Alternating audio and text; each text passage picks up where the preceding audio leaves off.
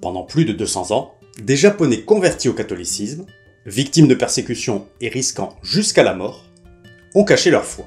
Leur religion s'est transmise, tout en s'adaptant. Tant et si bien qu'elle est devenue une croyance à part, avec ses spécificités, et elle existe toujours aujourd'hui. Les chrétiens cachés du Japon, c'est cette incroyable histoire qu'on va vous raconter. Et pour bien la comprendre, il faut remonter à son origine. L'arrivée du catholicisme au Japon, son évolution, jusqu'à l'interdiction et les persécutions. Direction la fin du Moyen-Âge. Alors les tout débuts du christianisme au Japon se situent en 1549 par saint François Xavier, qui est donc arrivé vers Kagoshima le 15 août 1949, guidé par un japonais qu'il avait rencontré à Malacca, et donc ils sont partis en bateau ensemble avec quelques autres missionnaires. Ils étaient 3 missionnaires. Ils sont arrivés donc dans ce fief de ce japonais qui s'appelait Anjiro, et donc voilà, ils ont commencé à rencontrer le seigneur de ce fief de Satsuma, qui est le seigneur Shimazu, et ils ont commencé à expliquer ce qu'est la foi catholique et à diffuser donc la foi catholique au Japon. Prêtre jésuite espagnol, François Xavier va passer près de 2 ans au Japon, puisqu'il en repartira en 1551. Un séjour fait de haut et de bas.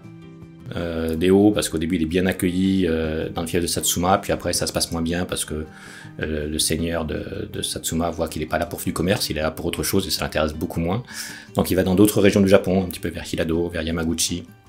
Et puis après, il essaye d'aller jusqu'à Kyoto, mais ça se passe pas bien non plus, il revient un peu bredouille de Kyoto. Il n'empêche que, malgré tous ces hauts et ces bas, il garde la ferme conviction que le cœur des Japonais est fait pour accueillir le message du Christ.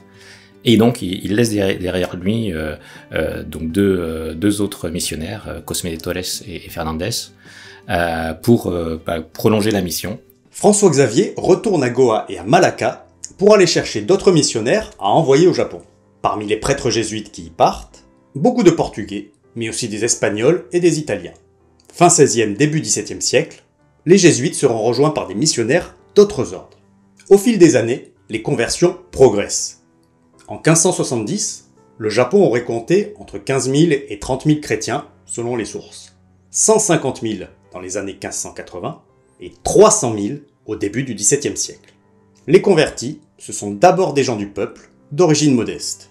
Mais après, les missionnaires se sont rendus compte que pour avoir une influence sur la société japonaise, se contenter de la conversion des personnes d'origine modeste n'était pas suffisante. Et donc, ils ont un petit peu changé leur approche, on va dire, en se concentrant sur la conversion des seigneurs féodaux et de certaines grandes familles féodales. Ils ont aussi vu l'importance de la hiérarchie, l'importance de la loyauté, que si un seigneur féodal se convertissait, beaucoup des personnes qui dépendaient de ce seigneur féodal allaient se convertir aussi. Comment les missionnaires étrangers ont-ils fait pour transmettre et partager la religion catholique, les rites et les sacrements, malgré la barrière de la langue? Ils se sont entourés de japonais pour traduire les textes des livres, les prières.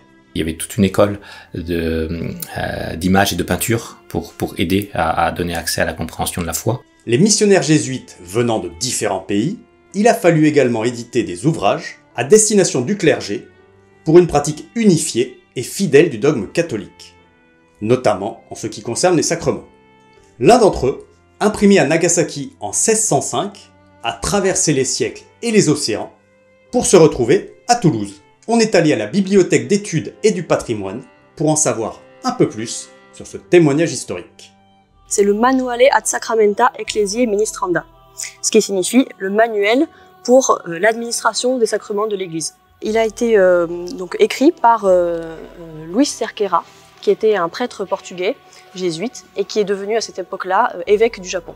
Ce livre est un manuel pratique à destination du clergé, qui officiait au Japon à cette époque, et avait pour but d'apprendre à ce clergé comment bien exécuter tous les rituels et tous les sacrements pour sauver l'âme des chrétiens japonais.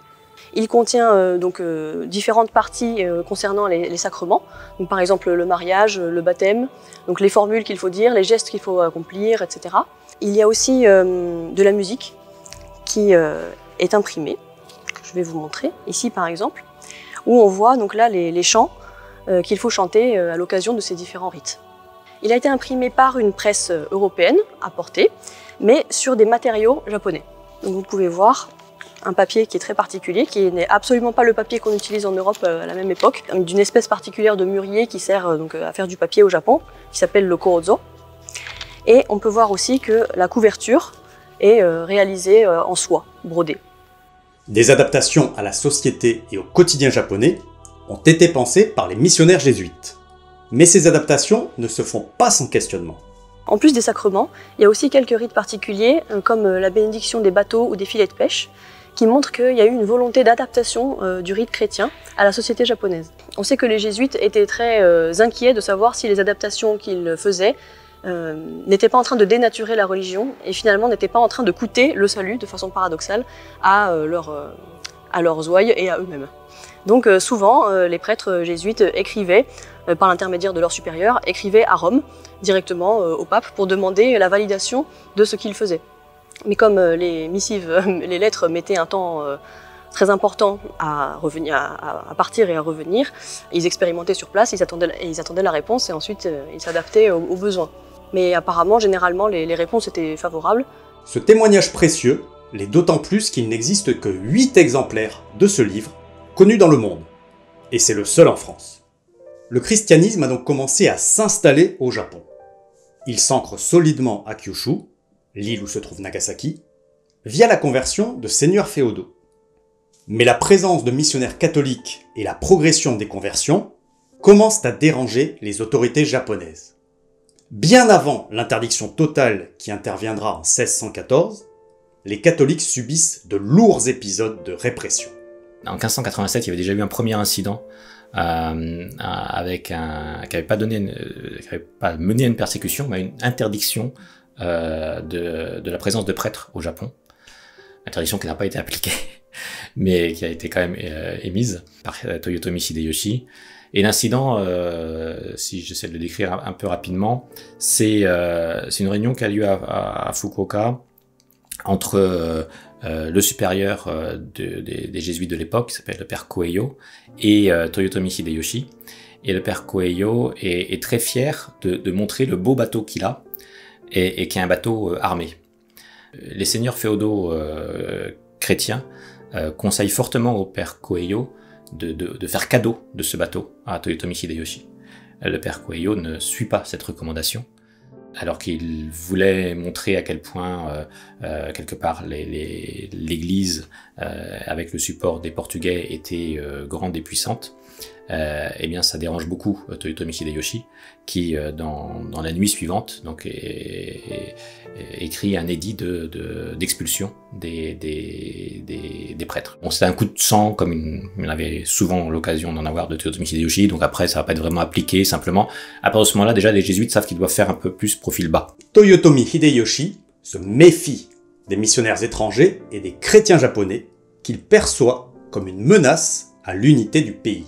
Lui, il était pas du tout religieux, enfin il s'en fichait un petit peu. Il voulait quand même éviter qu'il y en ait un qui domine trop, donc il essaie de trouver un équilibre entre les bons et les chrétiens. Par contre, c'est un homme de pouvoir. Il avait en préparation l'invasion de la péninsule coréenne, donc il voulait vraiment ses forces se regrouper autour de lui. Et ce qui l'embêtait un peu, c'est que certains seigneurs féodaux se convertissent au christianisme et que ça crée une sorte de ligue contre lui. Parmi les seigneurs féodaux catholiques, il y en avait qui étaient à la fois très proches de Toyotomi Hideyoshi et d'autres qui étaient dans le camp opposé. Donc c'était pas du tout ni l'intention ni la réalité des choses, mais je pense qu'il l'a quand même senti comme un risque au potentiel de voir une sorte de ligue des seigneurs féodaux catholiques un jour mener une rébellion interne. Et puis évidemment l'inquiétude par rapport au fait que les missionnaires puissent être la tête de pont d'une invasion, là par contre des conquistadors, que ce soit espagnols ou portugais. Près de 10 ans plus tard, en 1596, un deuxième incident va avoir des conséquences dramatiques. Le capitaine espagnol du San Felipe, échoué sur les côtes de Shikoku, aurait vanté la puissance de son pays auprès des Japonais, indiquant que l'Espagne envoyait d'abord des missionnaires, puis les forces armées pour prendre possession d'un pays. Toyotomi Hideyoshi décide de faire un exemple. 26 chrétiens, missionnaires et laïcs sont torturés, puis crucifiés sur la colline de Nishizaka, à Nagasaki. En 1612, le shogun Ieyasu Tokugawa promulgue un premier édit d'interdiction du christianisme dans les terres sous son contrôle d'abord, avant de l'étendre à tout le Japon en 1614. L'interdiction est justifiée ainsi. Les étrangers et les prêtres catholiques sont accusés d'utiliser la religion pour tenter de conquérir le Japon. Et le comportement exclusif des fidèles envers un seul dieu porte atteinte au Bouddha, aux dieux et aux valeurs confucéennes de la société japonaise. Et en cela, il est un danger pour le maintien de l'ordre. Les prêtres, missionnaires et chrétiens japonais qui refusent d'apostasier doivent quitter le Japon. En novembre 1614, ils sont plus de 400 à embarquer pour Macao et Manille. 149 religieux sont expulsés. Les missionnaires étaient mis devant une situation, un dilemme assez compliqué pour eux, puisque c'était soit je reste pour soutenir, pour pouvoir être là auprès des chrétiens qui vont rester, qui vont probablement vivre des moments difficiles, comme ils pouvaient s'en douter, et pouvoir continuer à leur fournir les sacrements, mais au risque de ma vie, soit je m'en vais. Donc un certain nombre sont partis, certains sont revenus, en clandestinement évidemment, et d'autres ont décidé de rester.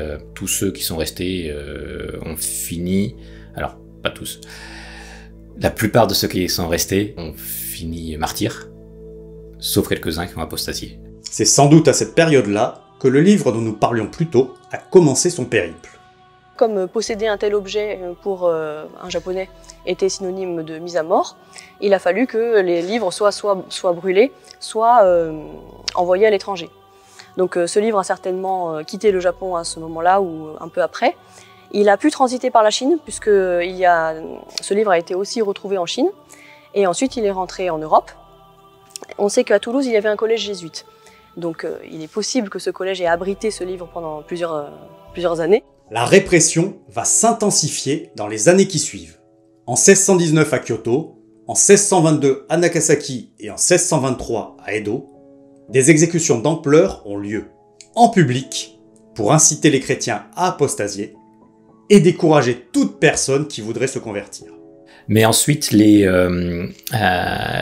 Japonais se rendent compte que quelque chose qui est encore plus puissant pour perturber l'Église catholique, en tout cas les chrétiens de l'époque, c'est en fait l'apostasie. Des pressions et des tortures sont appliquées pour obtenir le reniement. L'ébouillantage par exemple, mais aussi une pratique appelée anatsulushi. Le principe, le torturé est suspendu par les pieds, la tête en bas, au-dessus d'un trou rempli d'immondices. Et pour que la torture dure encore plus longtemps, on lui fait une petite entaille au niveau de la tempe pour baisser la pression dans la boîte crânienne. Pour démasquer les chrétiens qui n'auraient pas fui ou apostasié, des stratagèmes ont été mis en place.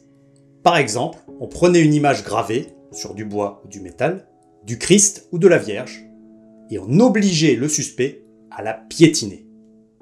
Pour avoir une sorte de relais de l'Inquisition au niveau de la population globale, ce que avait demandé donc le pouvoir central, c'était que toutes les familles soient inscrites dans des temples bouddhistes, ce qui évidemment pour des familles catholiques au début était un petit peu compliqué, mais à la limite c'était pas encore dire qu'on renonçait à la foi, donc voilà, ça se faisait. Et puis un principe de co-solidarité entre 5 maisons.